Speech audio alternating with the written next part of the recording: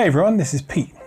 Welcome to Atari A to Z Flashback, a series of explorations of the 150 games on Atari Flashback Classics for Nintendo Switch. Today's game is Canyon Bomber, the arcade version which originally came out in 1977. It's a very simple but quite enjoyable game, as you'll see, that later got ported to the Atari 2600. So, let's jump in and take a look at where it all began. Alright, here we are. Hello. Canyon Bomber. Let's just jump in. So, Canyon Bomber is a pretty simple idea. You have two planes, or two aircraft, I should say. These are blimps in this case. One black, one white. The black one is me, the white one is the computer. And all you're trying to do is drop bombs and score as many points as possible. Ideally, what you want to try and do is clear the entire screen of these rocks, but that's very, very difficult to do. Not impossible, but difficult. And you score points according to the numbers on the rocks that you hit. And that's pretty much it. So you score a miss if you drop a bomb and it doesn't hit any rocks, so you have to hit at least one rock to continue. And as the game progresses, you move from the blimps into these biplanes. I don't believe it goes to any other types of vehicle after that. But it just means that once you're into the biplanes, things are moving a little bit more quickly, and you have to be a little bit more careful with how you're aiming. I say aiming. This is all about timing rather than aiming, because there's only one control in this game, and it's drop a bomb. Press a button to drop a bomb. Which is nice, because it's very, very simple. It means that anyone can understand this game, anyone can pick this game up and have a go at it and enjoy it.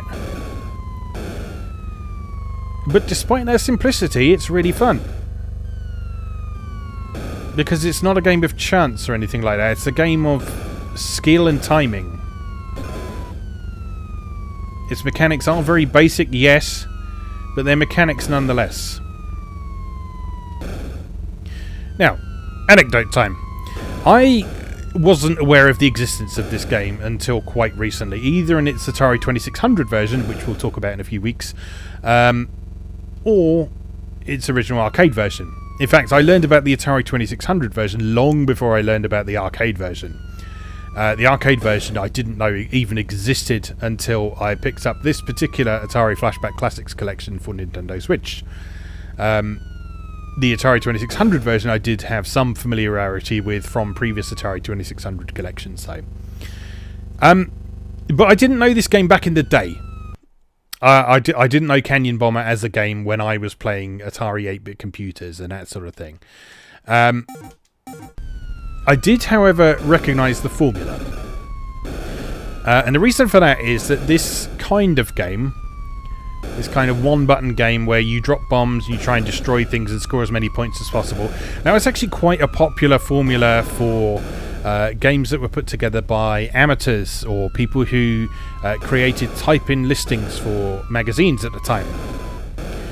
Now, some of you watching this might be too young to remember or have forgotten what type-in listings were from magazines, so allow me to try and explain. So, in the early to mid-80s, primarily the 8-bit era of home computing here in Europe, and to a certain extent in America as well, but I tend to think of it as quite a European thing. What you would get is you would get magazines that were not just about games, they were about using your computer generally. And for the Atari 8-bit, there were two big ones. There was Atari User, and there was Page 6. Page 6 was the magazine that both my father and my brother wrote for, and in fact I did a bit of writing for when I was a little bit older as well. Page 6 is in fact the reason that my brother got into writing about games in the first place, which ultimately led to him being in charge of sites like oneup.com and GameSpot. But that's beside the point. What happened with these magazines is that each month you'd have a bunch of articles, you'd have some reviews of commercial software, both games and productivity, but then a significant part of the magazine would be taken up by listings, program listings. So there would be a whole program written out for you to copy into your computer and then save to a cassette or a floppy disk.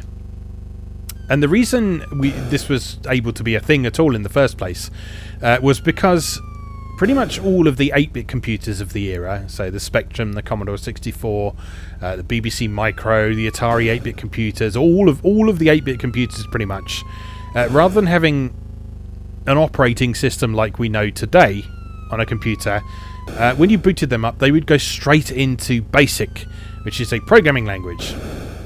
And what that meant is you could turn the computer on, and even if you didn't have any kind of software on cassette or floppy disk, you could type something in and immediately make your computer do something. And that's not something we can really do these days. I mean, obviously Windows ships with a bunch of accessories and little bits and pieces for you to get started, but you could literally make your computer do anything the moment you turned it on in this particular period that we're talking about here. And what these type-in listings were is they effectively allowed you to get software for free. So there were games, there were productivity tools, there were add-ons for commercial software, there were bug fixes, there were pokes, which were basically cheats for games that you could load in before you loaded in the game, and kind of like a precursor to what we now know as the action replay and Game Genie type of game hacking and trainers and that sort of thing. But yeah, these type-in listings were a big deal. They were a big part of magazine culture back at the time. And the reason I'm talking about them now is that one of the very first ones I ever typed in was from Page 6 magazine, if I remember correctly. And it was a game called Blitz.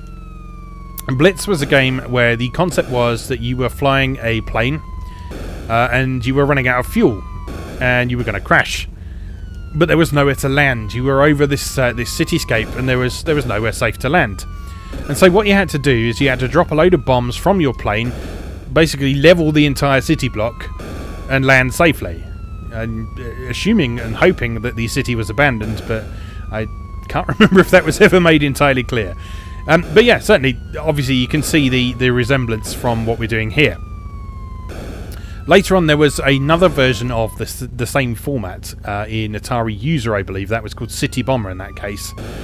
And again, it was the same concept. It was presented slightly differently. So if you want to get all technical about it, Blitz was presented in Graphics 0 using text-based characters, whereas City Bomber was in Graphics Mode 1, which used coloured text mode characters at a rather lower resolution. But they both worked in the same way. They were just one-button games. You pressed the fire button on your joystick, or possibly the space bar, if I remember correctly, in the case of City Bomber. And that dropped a bomb. In the case of those ones, there wasn't any sort of attempt to simulate physics or anything like that, like there is in this one. You'll notice that the bombs move in a slight arc and they accelerate as they fall in this one. Whereas in the case of those two games that I'm talking about there, you just fired a bomb straight down and it moves at a constant speed.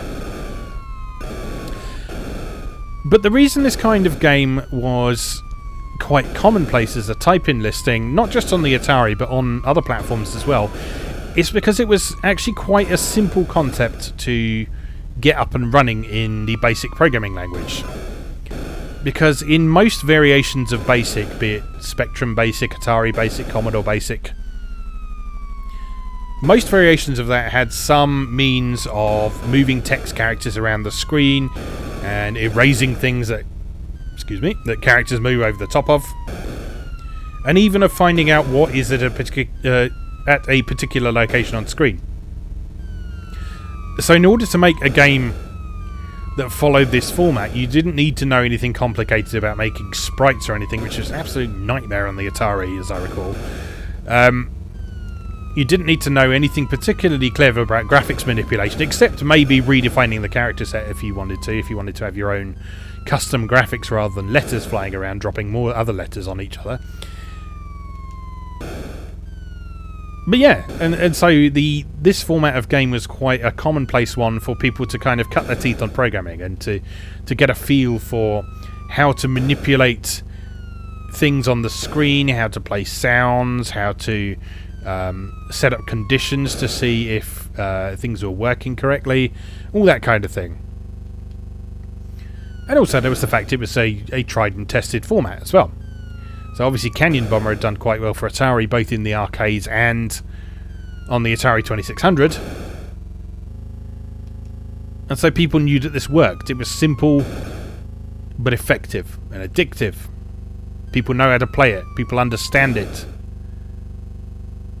You'd even make a 2-player mode without too much difficulty. And it's something that you can hand over a controller to anyone. You just tell them, all you need to do is press this one button. And you're done. And that's great. Now, the interesting thing about the Atari 2600 version of this, which we'll come on to in a few weeks when we actually cover that specific version, is that it's actually considerably more complex than this. Not in terms of its basic mechanics, but in terms of the amount of content that is included on that cartridge. So this, as an arcade game, is obviously very simple because it doesn't need to be very complicated, because someone's just going to come along, they're going to put their 10p in, and they're going to play it for a few minutes, and that's that. It doesn't need to be any more complicated than that. But if you buy something for the home, you expect something with a bit more longevity to it. You expect something that has a bit more variation, a bit more variety, a bit more in the way of different things to do. And so the Atari 2600 version incorporated a whole host of different variations on the game. So there were versions of the game where you dropped bombs from different places in your aircraft, like you dropped them from the front and the rear of your aircraft. There was a sort of marine attack one where you were trying to drop bombs on moving targets. And there were also adaptations of things like Atari's Destroyer coin-op, which we'll probably get to in a few weeks' time. And so rather than just adapting a single simple arcade game to the 2600, what you got in the case of the home release of Canyon Bomber was a game that actually offered significantly more value than the original arcade version. Okay, it didn't look as nice, although it was in colour rather than black and white. But there was a whole lot more to do. And that was sort of part of the selling points of Atari 2600 games, because if you look at the boxes for Atari's releases in particular, you'll often see that they've got this sort of proud little call out in the corner that says Canyon Bomber 57 games or something like that, when in fact that doesn't mean 57 completely separate games on one cartridge. What it means is that it's got one game with 57 different ways to play. And that is counting everything like 1 and 2 player mode as 2 separate different ways to play and so on. So there was a little bit of smoke and mirrors involved, but Canyon Bomber is actually a good example of one of these cartridges doing that right, because there were a significant number of variations that played quite differently. So some of them were just one button ones like this. Some of them made use of the paddle controllers for aiming up and down like in Destroyer. And yeah, it offered a really good value for money package. I'm going to play this once more because, you know, it's quite addictive. I know it doesn't look like much, but it is very addictive. And there's also an achievement in Atari Flashback Classics for clearing the whole screen. But it's one of those things that it just can't be possible. There's no way that it can be humanly possible to actually clear the screen in this game.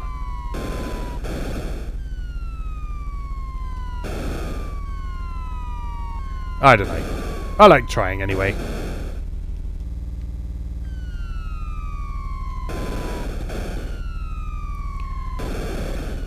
But yeah, I really like this game.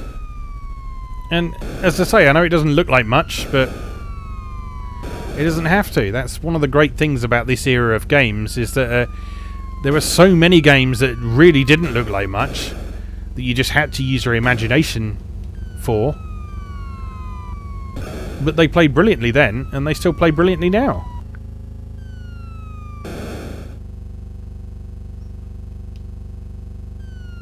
Because you don't necessarily need complicated mechanics, you don't necessarily need impressive graphics. Sometimes all you need is one button and a whole bunch of stuff to blow up. And that, my friends, is exactly what we've got here. This is my last attempt, I promise.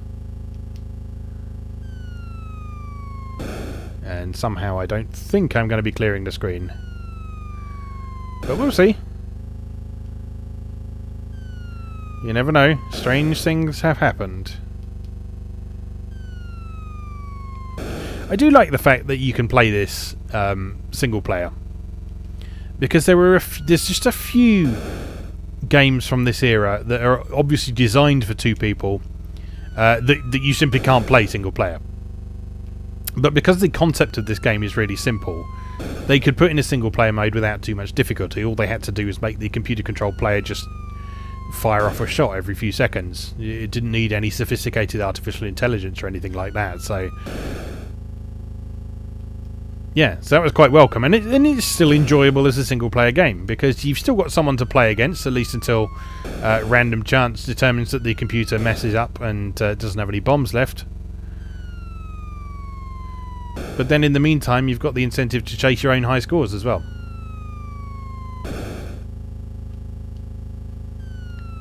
I've done better than this, I think. I broke 400 earlier in this video, I think, so I think we're going to do that again. Yes, there we go. But we're getting to a very tricky stage now, where there's not a lot of rocks left. Oh, that was a nice shot. Oh, no. Oh, only one miss left. Oh, I don't like that one. Oh, no. It's not bad. It's not bad. Yep. You can feel the tension. The tension is palpable.